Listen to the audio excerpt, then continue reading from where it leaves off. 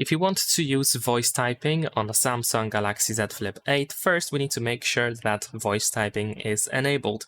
So we're going to go to Settings, scroll down over here to General Management, then go to the Samsung keyboard settings, and in here we should be able to find the voice input option. So this is what we are looking for. We need to make sure that either Samsung voice input or Google voice typing is enabled. If you have a preference, you can of course change it over here.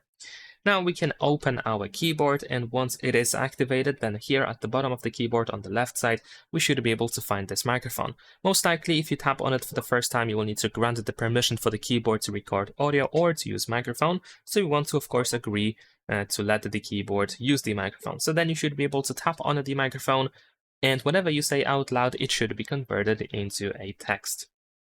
Of course, we can tap on the microphone again to turn it off, and that is pretty much it. Leave a like and subscribe.